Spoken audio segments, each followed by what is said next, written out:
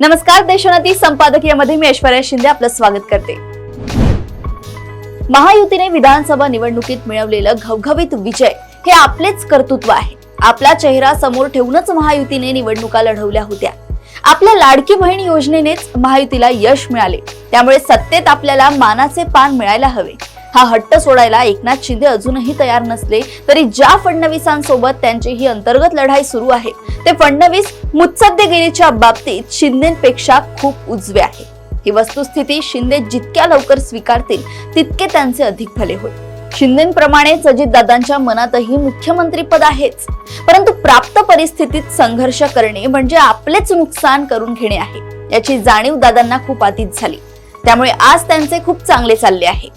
शिंदे मात्र अजूनही संधी मिळेल तेव्हा आपली नाराजी दाखवून देत असतात। अर्थात त्याचा फार काही फायदा होत नाही। पहलगाम घटनेनंतर मुख्यमंत्र्यांनी आपले आपदा व्यवस्थापन मंत्री गिरीश महाजन यांना तातडीने तिथे पाठवले, त्यामुळे शिंदेंनी तिथे जाणे तसे गरजेचे नव्हते।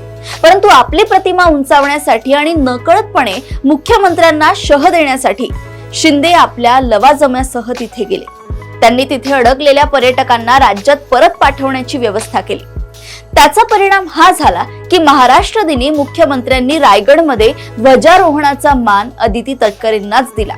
त्या माध्यमातून मुख्यमंत्र्यांनी शिंदेंना योग्य तो संदेश दिल्याचं बोललं जातंय। एकनाथ शिंदेंची सगळी भिस्त अमित शहांवर आहे।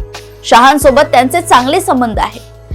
फडणवीस आणि शहा यांचे संबंध तितके चांगले नाही, ही जगजाहीर बाब आहे। परंतु शिंदे हे विसरत आहेत की फडणवीस नागपुरात लहानाचे मोठे झाले आणि नागपूर त्यांच्या पाठीशी भक्कमपणे उभे आहे।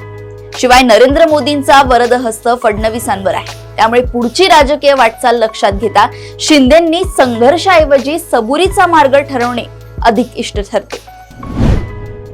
अशाच घडामोडी व अपडेट सोबत पुन्हा भेटूया देशोन्नती संपादकीयमध्ये। बघत रहा देशोन्नती।